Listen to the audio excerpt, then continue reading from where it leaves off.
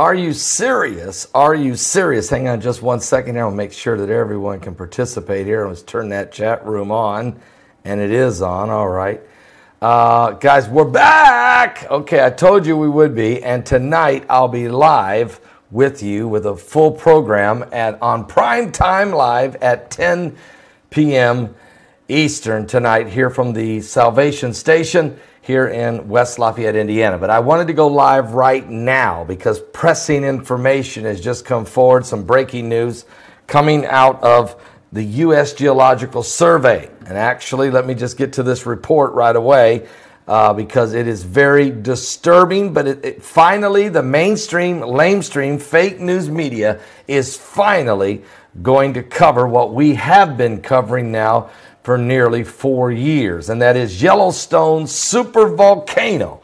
A map has been released by the U.S. Geological Survey that shows that the ground deformation around the caldera over the last 2 years is taking place drastically. It continues to rise and deform the surface around the supervolcano in Yellowstone National Park. Matter of fact, a map shows how the ground, and I put it in my thumbnail, how the ground around Yellowstone Supervolcano has deformed over the last 2 years and has been released by the U.S. Geological Survey. The map by USGS geophysicist Chuck Wicks shows movement around the caldera between 2015 and 2017. What?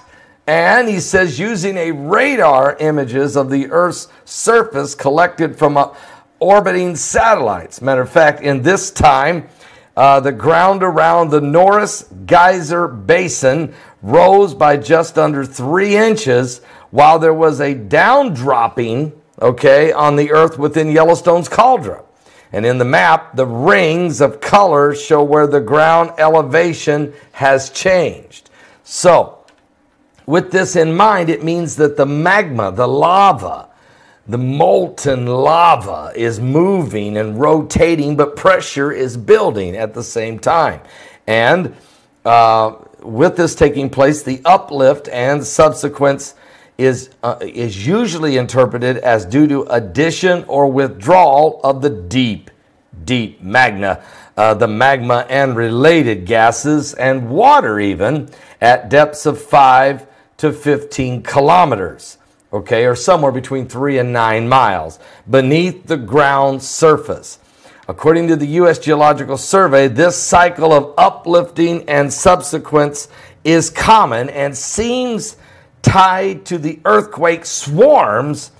That is, swarms appear to be releasing the pressure that caused the initial uplift, thus allowing the region to return to a period of normalcy. But the problem is we're not getting normalcy. We're getting raising, lowering in different areas, raising much more in others, and swarms of quakes now that has now since June the 12th. There has been, during a period of time from June the 12th of this year to August the 3rd of this year, there has been 1,562 earthquakes that have taken place right there at the Yellowstone Supervolcano. What? With the biggest one of all of those at 4.4. All of them are very shallow. They're in that range of approximately somewhere between 7 and 12 kilometers. And with that going on, the earthquake swarms regularly occur at Yellowstone. And Jamie Farrell, a research professor at the University of Utah, which monitors the volcanic activity at the site, said, quote, on average, Yellowstone sees around 1,500 to 2,000 earthquakes a year, which is still a ton.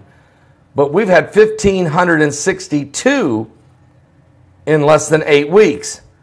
And so this is a significant increase in earthquakes at the supervolcano. Now we know that some of the roads in the area have melted from the heat. We know some of the hot springs are so hot it's scalded animals and even people that have fallen into them. We know that herds of animals have been seen fleeing the Yellowstone National Park over the same 2-year time period. And we've covered all of that. But mainstream, lamestream media has had a reluctancy to even bring this to the table. It's about time. And it's because U.S. Geological Survey is saying, look, we got to tell people what's going on. Understanding that the ground deformation around volcanoes is important for getting an idea of what's happening beneath the surface.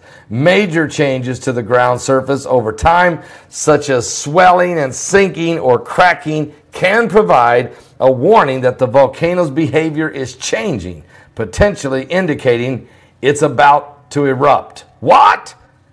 Yellowstone, are you about ready to blow? Well, changes to Yellowstone's surface could be considered normal at the current map, but that would be over a longer period of time, not in this short window of the last 8 weeks. And of course, even the short window of 2 years is quite significant.